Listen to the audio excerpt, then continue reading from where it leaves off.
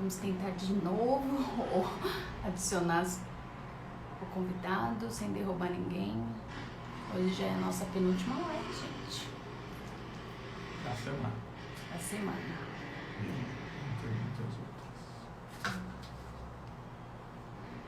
Estamos aí.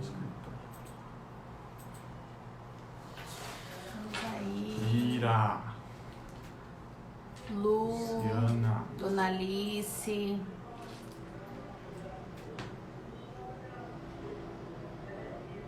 Daniel, poeta. Nossa, o grande Daniel. Eu vi seus versos, li Adorei, seus versos. adorei. Me emocionei com seus versos, Dani. Parabéns. Eduardo Belíssimo, já chegou. Eduardo. Gente, quem ainda não marcou, vai lá na página do Eduardo. Marca 2 amigos lá que você queira que ganhe o livro. Tia Sidneia. Nas duas pessoinhas.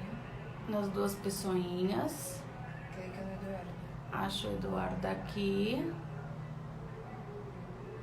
Achei o Aí. Eduardo. Clica. E adiciona.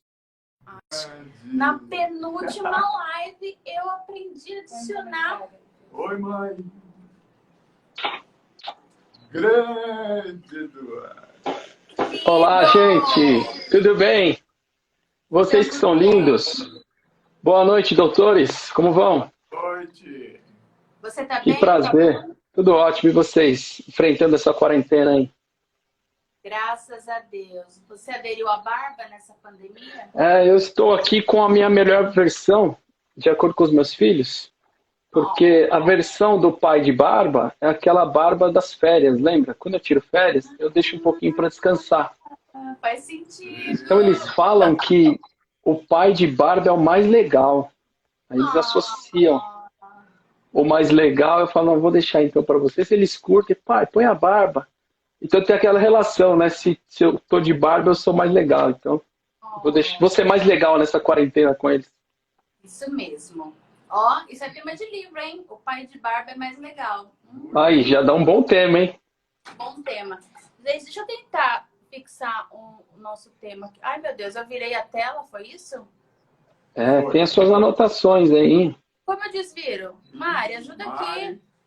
Nessas 2 setinhas do lado direito aí embaixo, ó. Aê! Gente, Super Mari dando suporte. você viu? Eu acho que a Mari fez isso porque ela sabia que eu ia virar só pra ela aparecer, gente. Oi, tio Du. Tudo bom? Como vai? E aí? Gente, calma. Gente, hoje eu consegui já adicionar o convidado, porque dessas lives eu não consegui nem um dia, você acredita? Põe a equipe de suporte aí para trabalhar. Isso mesmo. Ai, aqui a minha equipe é maravilhosa, eu sou suspeita. Lembrando que o pessoal está chegando, eu já vi a Eliana lá do Ponto Certo. Isso, vamos compartilhar aí com a turma. Deixa eu tentar dar um print aqui na tela também para compartilhar. Gente, eu vou falar de novo, para quem não estava aqui no comecinho, vão lá na página do Eduardo. Vamos marcar 2 amigos para ganhar o livro. Ó, super recomendo. Nós já lemos. Olha já aí. Presente. Ó, para vocês verem todos. Que beleza, hein? Falaremos durante a live, mas vão lá, ó, marquem, vai na página do Eduardo, tem aqui em todos os posts, vocês já viram. Não deixe de marcar, não perca essa oportunidade. Só para fechar o ciclo também do sorteio de ontem, já acabou. Então, nesse momento está encerrado quem marcou, tá? Então, a partir de hoje, vamos agora para um novo momento das nossas lives. Exato. Beleza. Du, deixa eu ler um resuminho aqui que eu fico tão orgulhosa. Olha, um orgulho alheio. Que legal. Mestrando em administração de negócios e finanças, em educação de finanças. Eu traduzi do meu jeito, tá? Sim.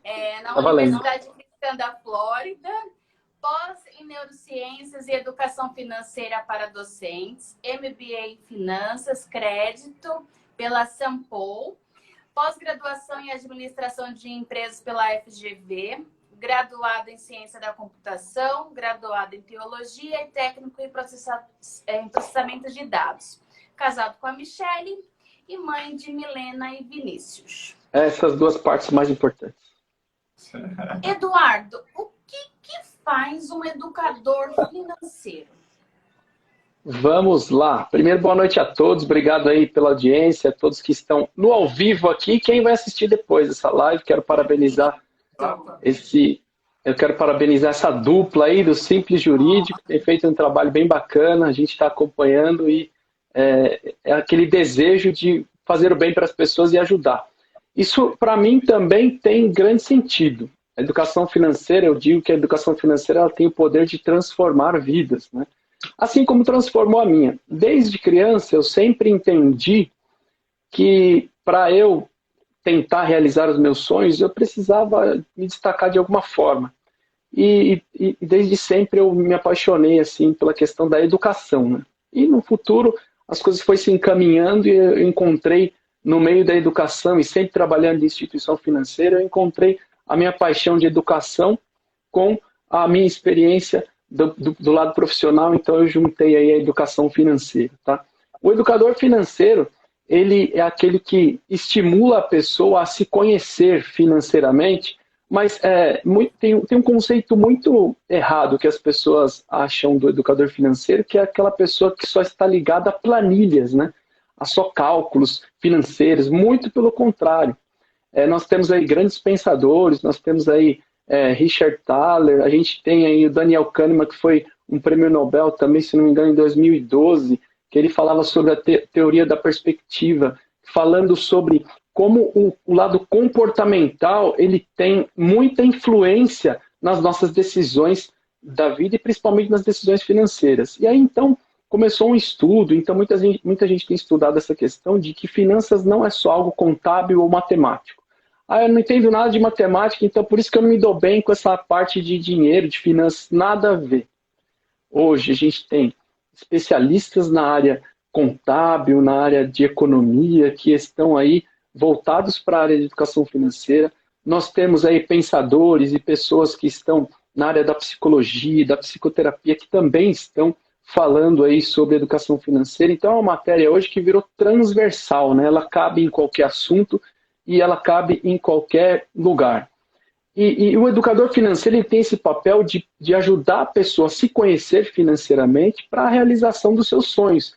Então a gente é muito mais voltado para a questão do ser do que para o ter. Então às vezes as pessoas confundem o educador financeiro com essa pessoa que quer te ensinar a fazer um investimento e você vai ficar rico de uma noite para o dia, conquiste o seu primeiro milhão.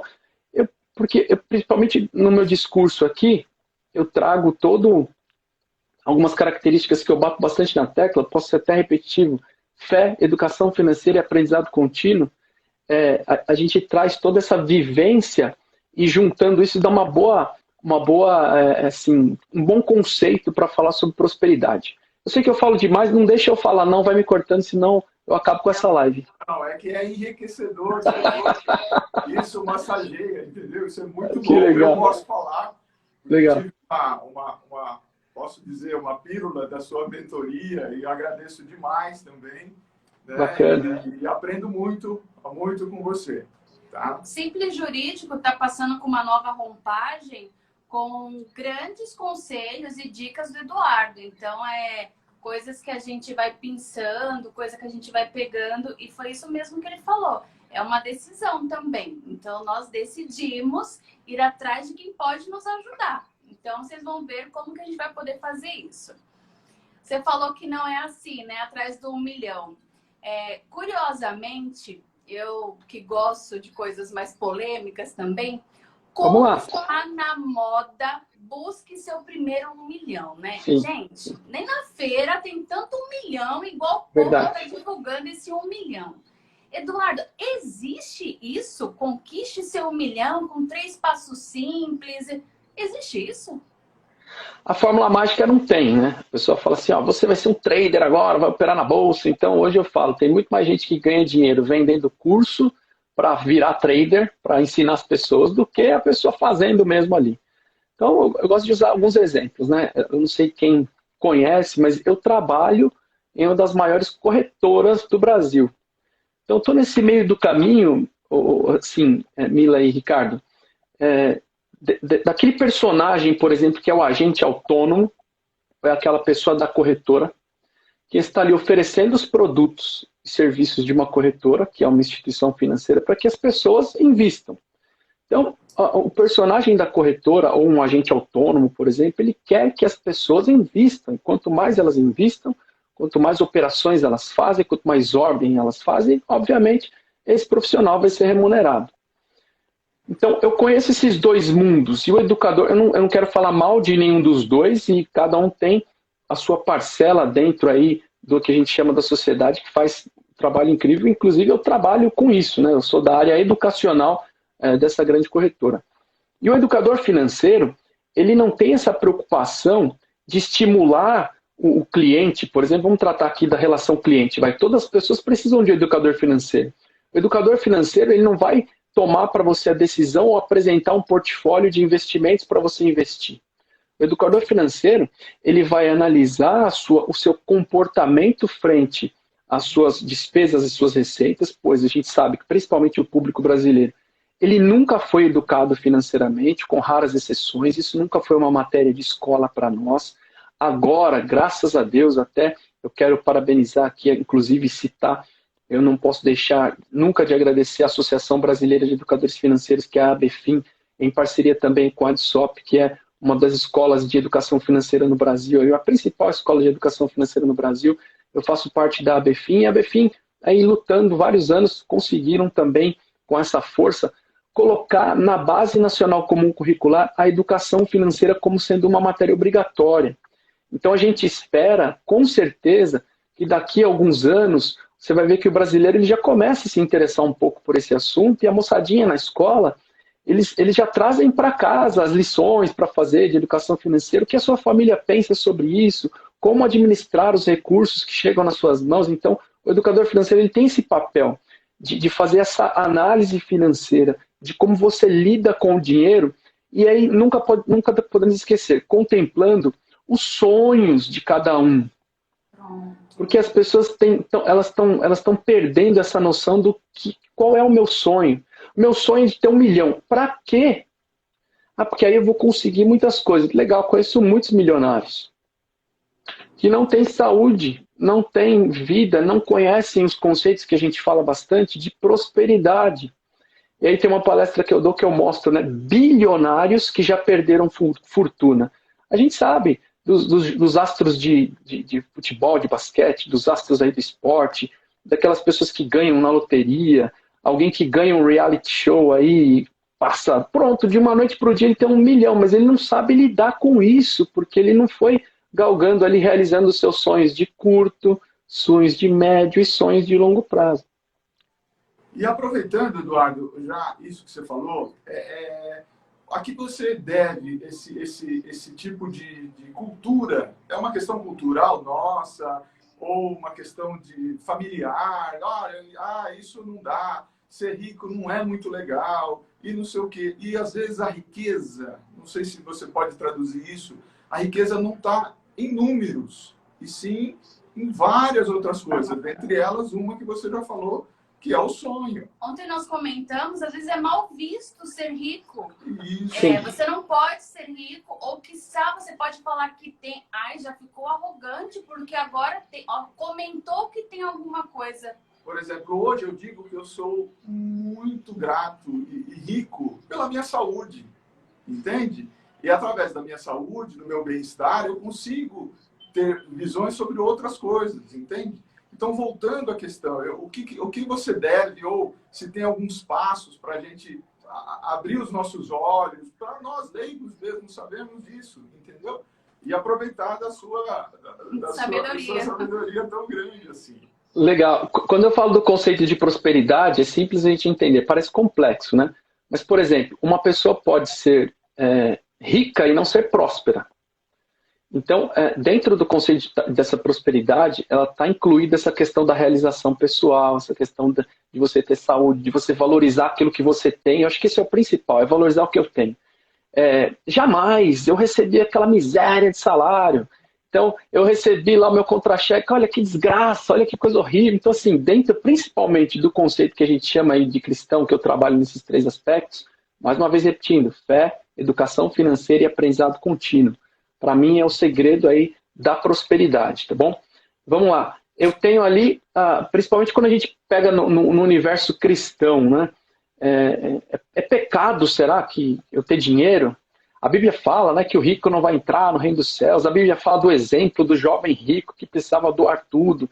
Se você tiver o coração em Deus, o desejo de Deus é que você seja próspero. A gente tem muitos exemplos bíblicos. Quem acompanha as nossas postagens, a gente posta bastante conceitos trazidos aí da revelação das Sagradas Escrituras, e a gente tem muitas histórias que dão para nós exemplos de que não é errado a gente ter uma vida boa, inclusive isso é bênção de Deus, pois ele nos permite sermos os bons mordomos daquilo que vem à nossa mão. Então, como você tem sido esse mordomo, como você tem cuidado de todos os recursos que Deus coloca nas suas mãos? Muitas pessoas desprezam. E às vezes a gente faz uma pergunta simples da educação financeira e fala assim, para onde tem ido todos os recursos que chegam na sua mão? A maioria das pessoas fala assim, eu recebo, eu nem sei para onde vai. Pois é, tem que saber. É para o pagamento das dívidas, a maior parte, né, para o pagamento das dívidas. Hoje a gente tem no Brasil, quando a gente analisa aí alguns índices de endividamento de família, 65 milhões de brasileiros endividados. Significa que a gente não tem essa cultura de ser educado financeiramente. O Ricardo perguntou, né? Existem outros países que têm a cultura de guardar dinheiro para o futuro, de fazer uma previdência. E vocês podem, assim, dar também alguns exemplos e conhecer um pouco mais dessa questão previdenciária, né? Que tem bastante a ver com o mundo aí do direito. Eu sei que tem várias vertentes, mas existem países que não tem esse negócio do governo te ajudar no pagamento do INSS no final da sua vida, não. Então, em alguns momentos, o brasileiro está acostumado e fala assim, o meu sonho é me aposentar pelo INSS. Mas como? Aí a gente vê o problema agora da Previdência, que as contas atuais já não conseguem pagar os novos entrantes, né? Quem entra agora para fazer os pagamentos não supre a necessidade de quem já recebe. Então, uma pergunta legal que eu faço para todo mundo, para despertar a curiosidade, assim, quem vai pagar a sua aposentadoria? Já é um bom passo por aí. Você falou uma coisa que é muito verdade. O brasileiro é muito... E nós vimos muito, o pessoal vê muito atrás da Previdência, sendo que nós deveríamos lutar mesmo para ter escolas boas enquanto jovens, sim. Saúde, né? Uma coisa, nós não só quando envelhecermos, viver isso na nossa melhor idade. Não, e sim durante a nossa vida mesmo. Quando você fala de escola, para mim... Quando você fala de escola, para mim, esse é o fundamental. Porque educação, gente, é longo prazo. A gente fala da dica financeira para o milhão e não dá. Educação a longo prazo e educação financeira também. Tem que contemplar o curto, o médio e o longo. E olha só, o nosso país, por característica, não tem assim... a gente tem várias ações educacionais no Brasil, o esforço, né, de um país desse tamanho continental para educar todo mundo, mas a educação não é um mandato. Né? A educação ela é olhando 10 anos para frente, para formar... Vocês têm filhos, você sabe que para formar a educação de um filho, quanto tempo isso leva? Então não é com 3 passos, com 3 dicas, com simples, breves orientações que a gente forma uma pessoa.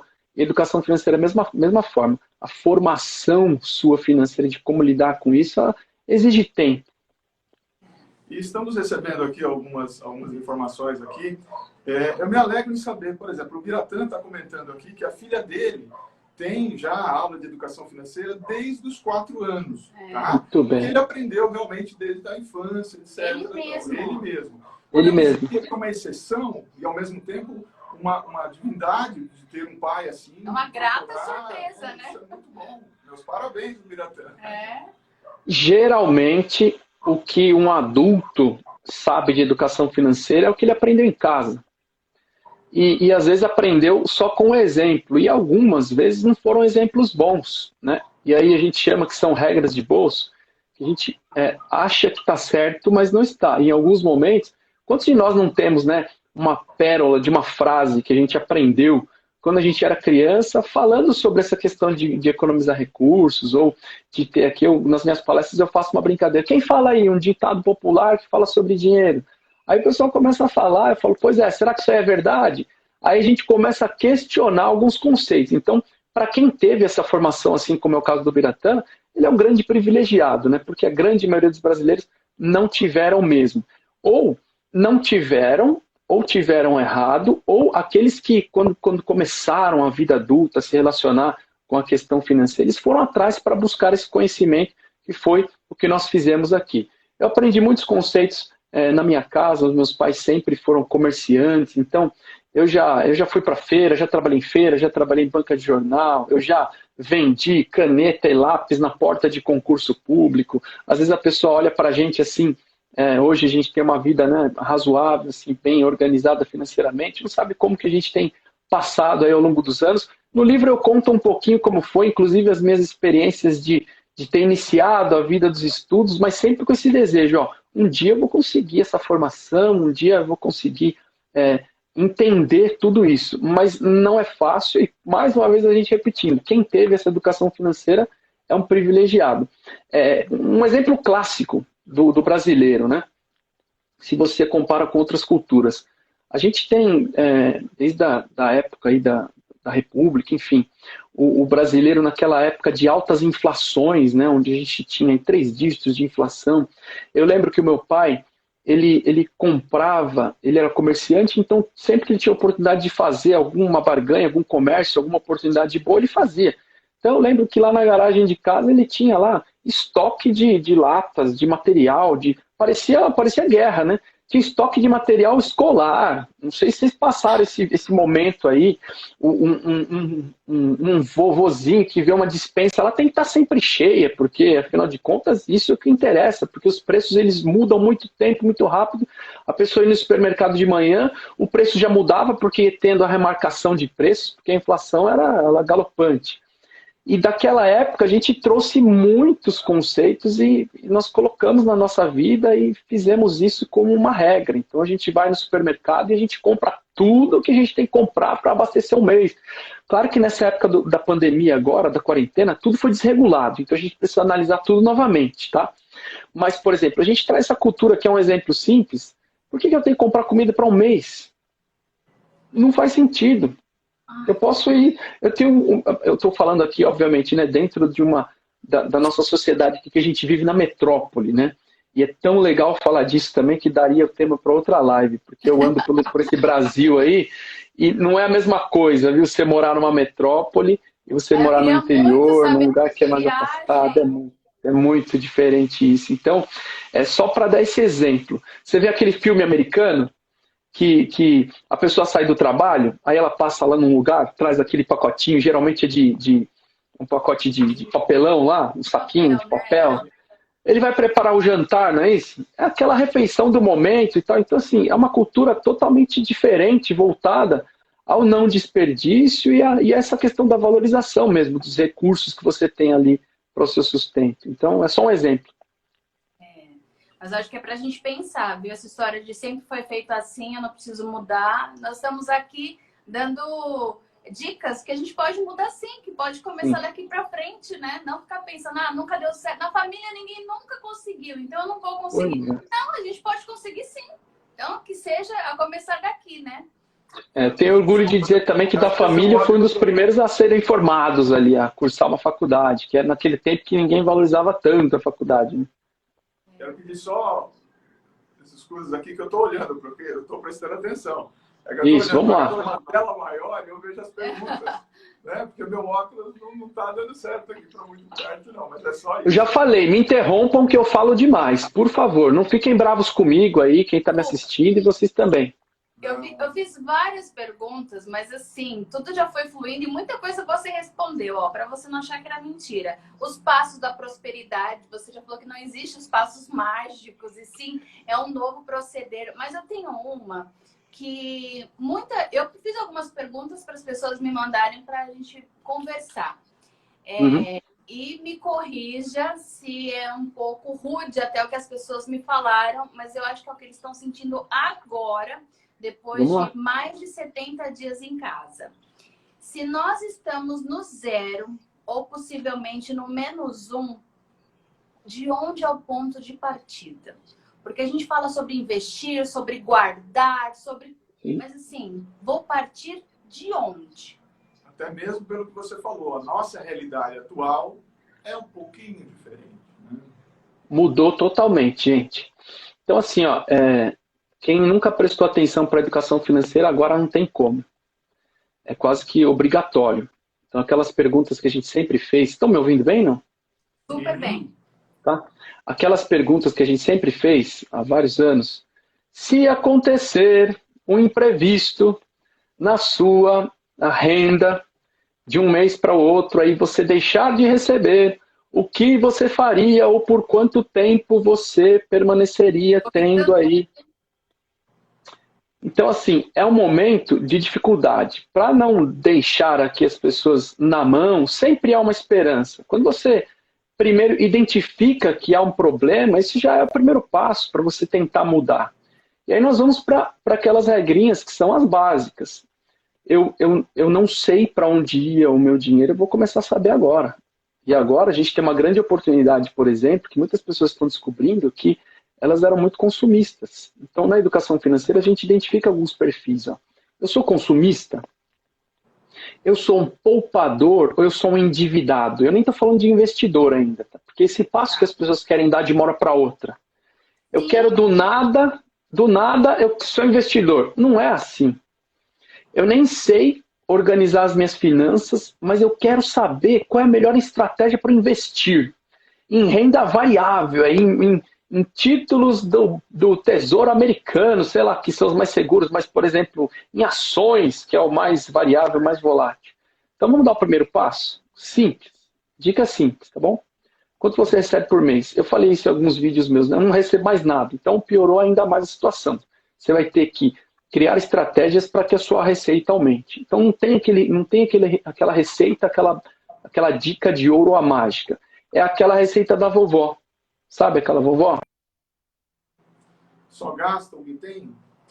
Do que você ganha. Receita da vovó. Ó, Deu uma travadinha, Du. Volta um pouquinho. É receita da vovó. Deu, né? Deu. É aquela receita da vovó, não gastar mais do que ganha. Tá. Quer ver uma coisa que por causa da facilidade dos mundos atuais, ou do mundo atual que a gente vive, a gente tem um negócio que chama cartão de crédito. Esse negócio chamado cartão de crédito, ele é um dos responsáveis, olha só, eu vou criar aqui a polêmica, ele é um dos responsáveis das pessoas acharem que existe, que você tem dinheiro a qualquer momento, mesmo sem ter recebido. Então elas usam o cartão de crédito de uma forma errada. E aí aqui você me permite, né, doutora, o cartão de crédito é de Deus, sabe? Porque o que acontece... o que acontece é que algumas pessoas não sabem usar o cartão de crédito. Numa consultoria simples, uma terapia financeira que a gente faz, quando a gente, no particular, vamos analisar suas finanças aqui, quero ver quais são suas dívidas. Quando eu pergunto assim para a pessoa, qual é a sua maior dívida? Adivinha qual ela fala? Cartão de crédito? Cartão de crédito. A principal, o maior endividamento, ou que está sempre na cabeça das pessoas, cartão de crédito. Aí eu falo, então, tá vendo? A gente já começou errado. O cartão de crédito não é uma dívida. Como assim não é uma dívida? Não é. O cartão de crédito é um meio de pagamento. A dívida é o que tem lá na fatura, bonitinho lá, que você passou lá, que você comprou, não sei aonde, que você foi na loja, não sei o que você entrou no site tal, que você fez a operação não sei aonde. Isso é a dívida. Então, o cartão de crédito nos permite antecipar, é o cartão que dá crédito. Então, aí eu pergunto, quando eu uso, então, o cartão de crédito? Quando você tem dinheiro para pagar à vista. Mas como? Eu estou falando sobre educação financeira, não estou falando de outra coisa, tá? Então, vamos lá. A gente partindo por esse princípio, Eduardo, a minha renda diminuiu muito. Vamos para o passo básico. Quanto é, para onde vai todos os seus recursos? Coloca mesmo lá.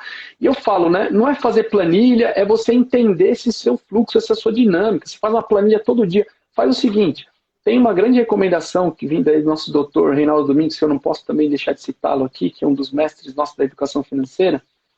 Ele tem uma boa estratégia que é de fazer aquelas anotações diárias, de tudo que você gastar. Quanto é o seu custo? Eu faço isso nas minhas palestras, né? De manhã, assim, às vezes, agora não dá muito, né? Mas de manhã, 8 da manhã, todo mundo lá no auditório, eu falo assim, quanto dinheiro você já gastou hoje? Aí um monte de gente fala assim, eu não gastei nada, eu também não, eu não gastei nada.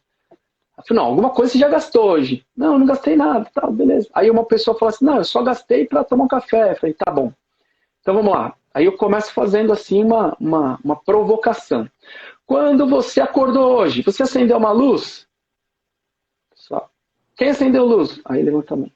Quem mandou uma mensagem no celular? Aí levanta a mão. Quem fez uma ligação? Quem usou, abriu a torneira? Beleza, abriu a torneira. Quem, ó, aí eu comecei a só, eu não preciso nem falar mais do que isso. Só isso aqui já tem despesa suficiente para você entender que a gente gasta dinheiro o tempo todo. O tempo todo eu gasto. Então, em um dia eu não gastei nada. Gastou o pacote de internet que você está usando lá, divide a quantidade de dias que você usa pelo pacote que você gasta. Gastou. Então, são essas pequenas despesas do dia que a gente não presta muita atenção. Eu falava, né, e agora as pessoas têm uma grande oportunidade de estar aí na quarentena não gastando. Se bem que tem muita gente que está aí na internet, né, descendo a mão nas compras, né? Pois é. Mas é aquele amendoim do trem, sabe? Eu falo assim de uma forma bem simples. Ah, é o Chicabon, que eu gosto tanto, depois do almoço, né? Vocês sabem também, né? Quem é das antigas sabe do sorvete de chocolate, delicioso. Todo dia, soma tudo esse negócio aí num mês inteiro. O pãozinho da padaria, R$5 todos os dias de pãozinho. Ninguém está falando que é para deixar de consumir o pãozinho ou de que é errado comprar o pãozinho. Mas esse pãozinho, dentro da minha planilha de 30 dias, ele custa R$150. É isso que eu estou falando. Dessas pequenas despesas que às vezes passam nas nossas mãos e eu não sei como que eu vou juntar dinheiro. Eu não consigo, Eduardo, R$50 separar para deixar guardadinho ali. Então vamos lá.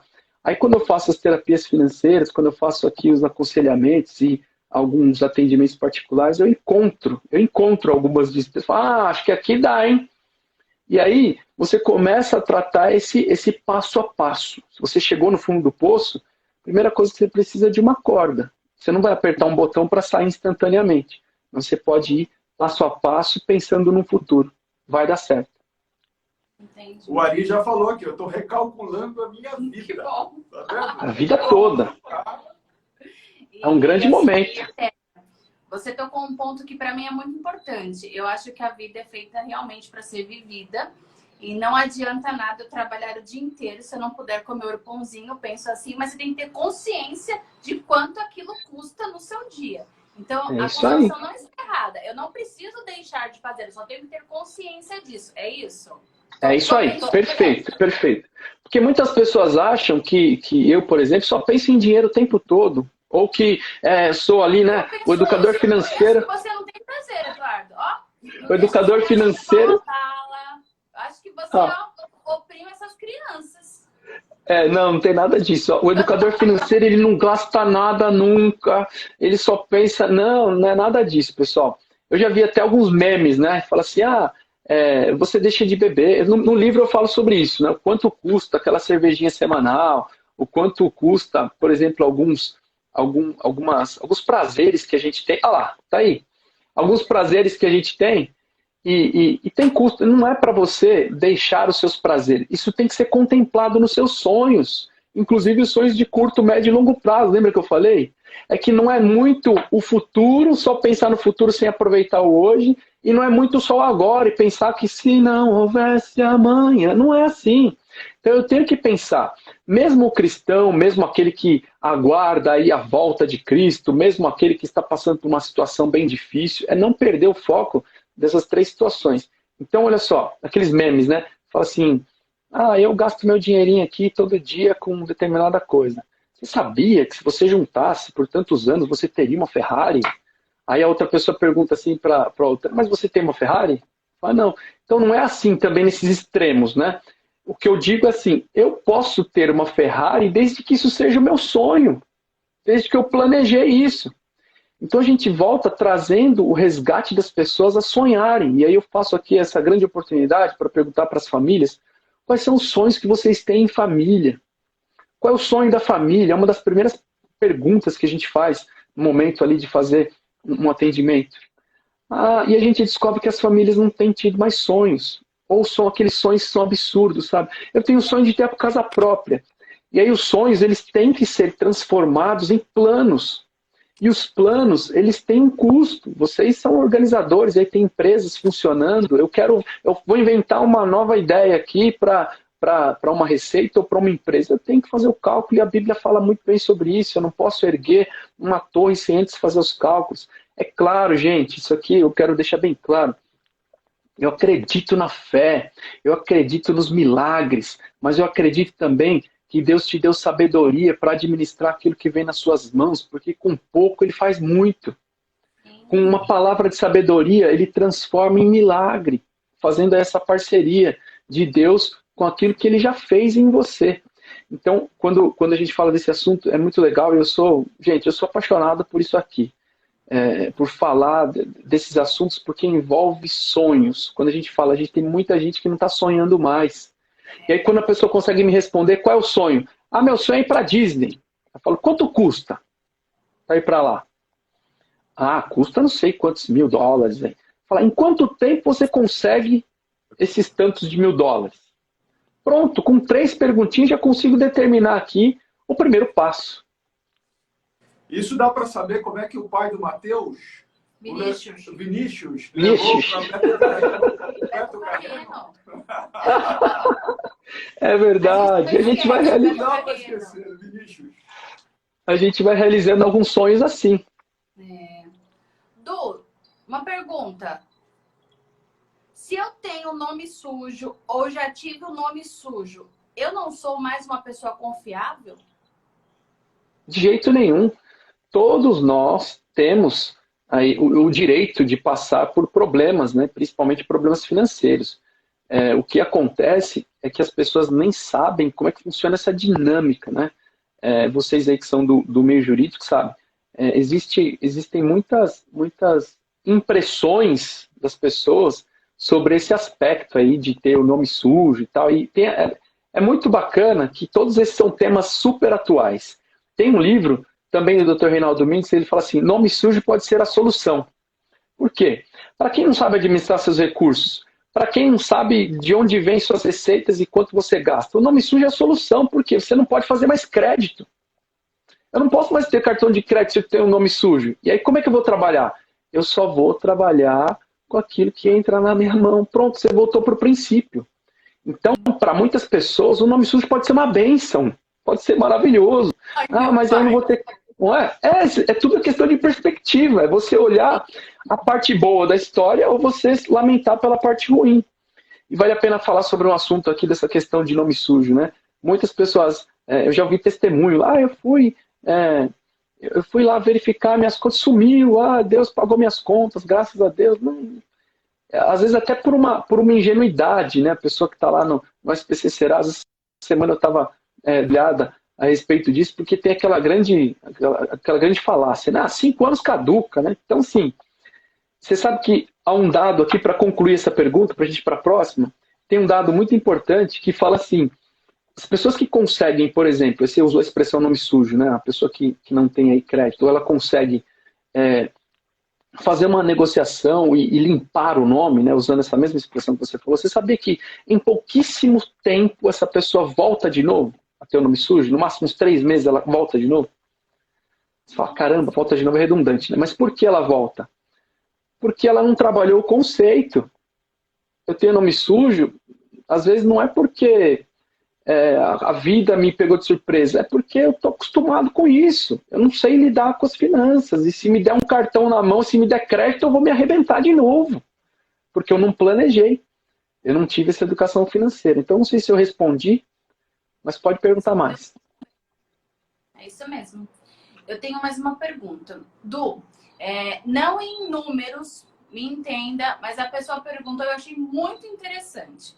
Eu estou com um problema financeiro, trabalho e não me sobra nada. E eu estou precisando de um profissional. Como eu vou pagar por esse profissional? Geralmente, por exemplo, como eu trabalho é assim. A maior parte dos meus atendimentos, eu faço como uma forma de gratidão por tudo aquilo que eu já recebi. Então, muito dependendo aí da pessoa, principalmente para a nossa turma conhecida, para quem é da nossa comunidade, eu não cobro nada, dou algumas dicas ali, faço um levantamento.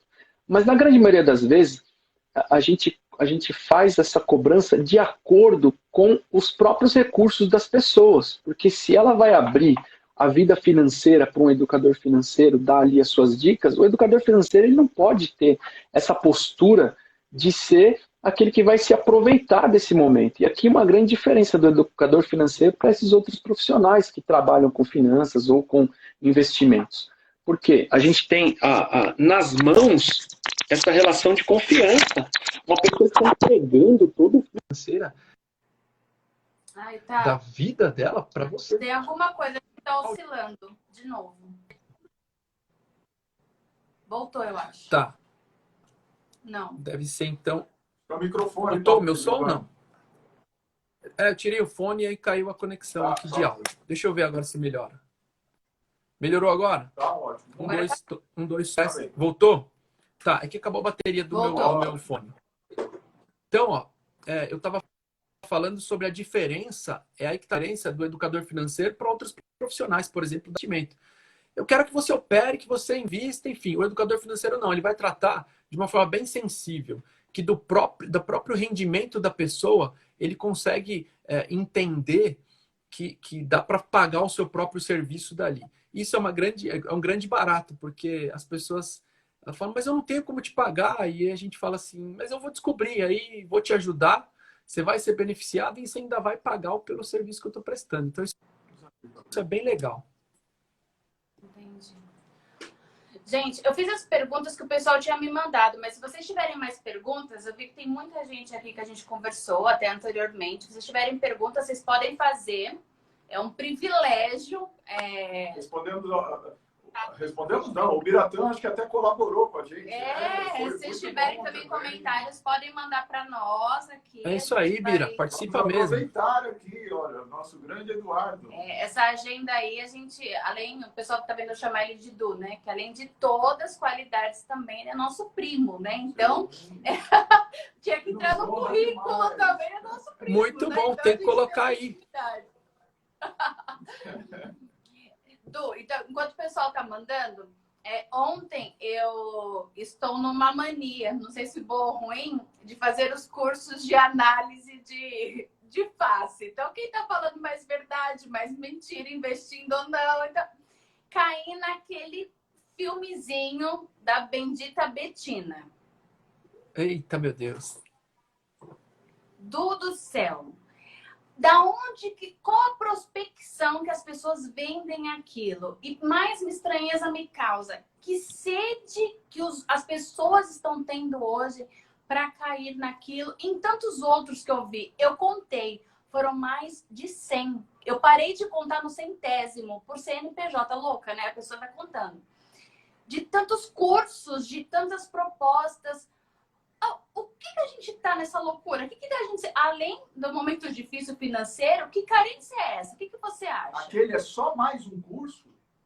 É isso? É a venda da facilidade, aproveitando uma situação de fragilidade. Na verdade, assim, de acordo com cada estratégia, existem pessoas que não têm paciência para obter um êxito em determinadas áreas da sua vida, mas a minha vida é como esse exemplo. Eu não tenho pressa de chegar lá em algum momento. Então, as pessoas não... por não ter a base e essa formação, a gente cai em ciladas, a gente acredita em facilidades. Aquele golpe do bilhete premiado, ou é aquela proposta que, por exemplo, tem os 150 milhões de pessoas ouvindo, e 1 milhão deu certo, eu uso aquilo como um exemplo. Assim, infelizmente, isso é muito tratado, trabalhado nas redes, né? Eu sou basicamente assim novo nas redes, né? Eu entrei nas redes sociais aí há pouco tempo, até por questão de segurança, de exposição. A gente nunca gostou de mostrar muito assim a questão da nossa vida, até por trabalhar, né? Em instituição financeira, a gente recebe muitas informações aí de cunho de segurança, até já, às vezes trabalhando com o público ali, de ter aquela proteção e aquele medo em relação à família e tal, mas a gente percebe nesse mundo agora que as pessoas querem dinheiro. E a ação financeira é legal porque você pode fazer perguntas. Você quer esse 1 milhão para quê? Você quer ter dinheiro para quê? Então, para quem está seguindo vários outros canais, para quem tem esse sonho de ficar milionário, eu quero voltar aqui para que você faça uma reformulação, um resgate dos seus sonhos. Pense quais são os seus sonhos. Vamos pensar nisso, galera. Não vamos nos enveredar aí por caminhos que muitas vezes você tem que dar uma grana. E geralmente vem assim, né? Aquela proposta do falso emprego. Eu já caí nessas lá atrás, lá, e me prometeram mundos e fundos, mas aí primeiro você tem que fazer essa venda aqui. E aí eu fui lá, e você vai para a família, corre para os amigos, aí você, pelo amor de Deus. Então, aquele marketing de relacionamento, ele sempre funciona nesse caso. Então, cuidado com essas falsas promessas. Algumas são boas, mas sempre lembre-se, longo prazo. Não vai ter ali a galinha dos ovos de ouro. A melhor solução financeira é você entender como funciona a sua dinâmica. E a gente fala bastante de empreendedorismo, a gente fala de como não só economizar nas receitas, a gente fala bastante das despesas, né? Por exemplo, eu errei aqui. A gente fala bastante das receitas porque é mais aquilo que está na minha mão para fazer. Eu não tenho assim, eu trabalho numa empresa, eu não tenho muito o que fazer para ganhar mais no próximo mês. Então, está muito mais na minha mão como eu economizar. Então as pessoas ficam preocupadas. Eu quero obter 5%, 6%, 3% de juros ao mês. Você consegue fazer isso só economizando suas despesas. Se economizar 10% de despesa, você teve uma renda de investimento aí de 10%. Nunca parei para pensar assim. Então, se você tiver esses dois lados, você consegue galgando uma melhoria para melhorar suas receitas, então você vai ganhar mais. E você, claro, quando eu falo de aprendizado contínuo, né? É essa questão. Você aprende um pouquinho mais. Pode ser que você tenha um curso aí para fazer? Faz esse curso e com certeza você vai aproveitar o melhor disso para aplicar na sua vida. Legal. Vamos lá, umas perguntinhas. Quantos meses... o Biratã perguntou, Du, quantos meses precisamos para ter, caso aconteça algum imprevisto? Existe uma margem? Eu vi agora a fotinha do Biratã aqui. Bira, obrigado aí. Eu conheço você, meu amigo lá. Eu quero mandar um abraço especial. Não tinha visto a foto, não sabia se era você, mas obrigado aí pela participação. Olha só, Bira, em tempos de crise, eu já ouvi especialistas falando que você deve se preparar para 6 meses do valor que você recebe, tá? Eu tomo a liberdade de dizer que 6 meses para momentos de crises como essa, que não foi premeditada, 6 meses ainda acaba sendo pouco para aquela que nós chamamos de reserva financeira ou reserva estratégica. Só para trocar em miúdos aqui, eu ganho 1.000 por mês. Para enfrentar um momento de crise, você tem que ter guardadinho 6. Entender e estar muito bem regradinho qual é o fluxo ou como funciona a sua vida financeira mensal. Vamos lá. Vamos mais uma aqui. Cris AP Gomes. Você acha que estamos num bom momento para investir na compra de um bem? Eu falo o seguinte, é um sonho seu? Você vai realizar um sonho e se preparou para isso? Se tiver dentro do seu plano, sempre é momento bom para investir. Investir sempre é bom. Mesada para filhos é uma maneira boa de ensinar? Esse ensinamento lúdico é bom? Mais uma pergunta do Biratã. É ótimo mesada para filhos, mas eu preciso entender como funciona isso. Para cada faixa etária, eu preciso ter um fluxo de prazo. O meu filho, por exemplo, de 4 anos, não entende a mesada de mês a mês, né? Mesada. Eu tenho que diminuir o prazo, eu tenho que fazer uma semanada, por exemplo. Ele tem que entender que semana após semana ele pode receber um dinheiro e a partir daquele dinheiro que ele recebe, eu já posso colocar todos os conceitos da educação financeira para ele pensar nos planos de curto, médio e longo prazo, já de pequeno. E eles têm isso. Pai, queria tanto essa coisa. Eu falava, quanto custa? Olha só, é básico. Quanto custa? Você divide com eles quanto custa? Eles sabem isso? Sim, sim. Inclusive, esse é um tema para discussão familiar. Por quê? Nas antigas, né? Isso não é papo de criança, menino. Sai para lá. Ainda tomava um peteleco, não é isso? Pois é, na educação financeira, dentro da família, pode ensinar desde pequeno. Eles não vão, claro, saber das contas macros, de quanto você ganha ali, mas olha só que interessante, né? Eu falo isso também nas minhas palestras. Quando a gente chega na vida adulta, a gente tem algumas revelações quando começa a entender a vida financeira e fala assim, caramba, quando eu era pequeno, eu sempre achei que a nossa família era pobre. Não tem essas revelações às vezes? Tem. às vezes tem aquelas outras revelações. Fala assim, meu Tem. Deus, eu achava que a gente era rico. Então, assim, qual é a melhor forma? Eu não sei, né? O trauma é para os dois. A melhor forma é você entender a realidade de como é essa dinâmica financeira dentro de uma casa. E eu tenho certeza que essa criança vai crescer com esses conceitos. Uma dica super interessante: não monetizar tudo, não. Como assim monetizar? Eu vou ensinar educação financeira para os meus filhos, então tudo que eles forem fazer, eu vou colocar um valor, um preço. Então, vai lá, arrumou a cama hoje? Arrumei. Então, tô, R$ 10. Nada, tá estragando. Não. Isso não é educação financeira.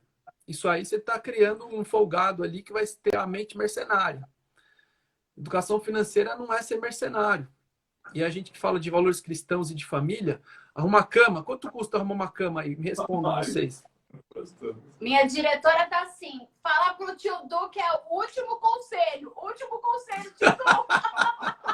Quanto custa arrumar cama, Mari, linda? Arrumar cama não custa nada. Arrumar cama é obrigação. Fazer tarefa de casa não tem que ter preço. Aí, olha só, os meus filhotes são pequenos, né? A Milena tem 8, o Vini tem 4. Tem uma tarefa específica, tem uma tarefa diferente, sei lá, ó, hoje é o jardim. Eles não vão fazer jardim, eles não vão cortar árvore, não vão fazer esse tipo de coisa. Mas quem quer me ajudar aqui hoje, por esse trabalho aqui, eu vou remunerar um valor. Tá afim? É sempre a questão de você gerar a opção e mostrar o benefício, mas desde que essa tarefa não seja uma tarefa que faz parte da obrigatoriedade das rotinas das crianças. A gente aprendeu errado. Se passar de ano, vai ganhar não sei o quê. Esse negócio. Tem coisas que da criança tem que ser obrigado. Cuidado com esse lance de mesada e tratamento de dinheiro com a criançada aí em casa, hein? Isso mesmo. Muito bom. Eduardo, sem palavras para agradecer você ter disponibilizado esse tempo conosco. A todos que mandaram aqui os seus recados, a todos que mandaram perguntas. Vão ainda. Até que horário você vai deixar lá, Du? Para o pessoal marcar o nome na página. Então, eu costumo finalizar no dia de hoje. Então, à meia-noite a gente trava as pessoas que marcaram, porque às vezes dá para a gente fazer aqui alguma retagem. Não dá para fazer aqui no ao vivo, porque a gente tem 2 perfis, né? Você tem um perfil, aí eu vou analisar o seu perfil. Você manda essas informações para nós e a gente faz um sorteio, obviamente com os doutores fazendo a auditoria. E antes da divulgação... Fique tranquilo. Antes da divulgação... Então, gente, marquem lá no perfil do Eduardo, lá para a gente dar os 2 livros. Não estou brincando, nós sempre indicamos coisas boas, a qualidade das nossas lives. Eu tenho orgulho de falar, vocês que acompanharam toda essa semana, foram pessoas especiais, além de amigos, família, pessoas com conteúdo. Esse livro, a Ira perguntou o nome do livro, a gente anotou aí, por favor, ó, ficou aí uma recomendação. Muito bom. Presenteiem aí os namorados. Agora não vai chegar pela internet, mas você pode dar o Vale Livro, ó. Que vai chegar, pode chegar. Vai chegar sim, semana. só pedir que a gente manda, Mila. Não tem problema nenhum. A gente manda? Então pode pedir que a gente manda, ó. A gente dá um jeito. Lembrando que mais perguntas, né, Eduardo?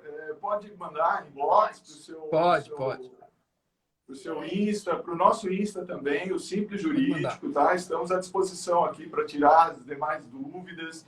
Questões jurídicas que nem sempre tem esse tabu de ser, nossa, questão jurídica e tal. O Biraté até falou que seria bom até ter a educação financeira e jurídica. Ele lutou bastante. Nós anotamos também várias coisas para falar, gente, mas teve uma fluidez tão boa. Olha, vamos marcar outras que serão tão boas quanto essa. Amanhã também vai ser a nossa última live da maratona. Por favor, vamos fechar com a chave de ouro. Edu, se você também puder assistir, vai ser um orgulho. Legal. Um orgulho para nós, um bate-papo com a juíza.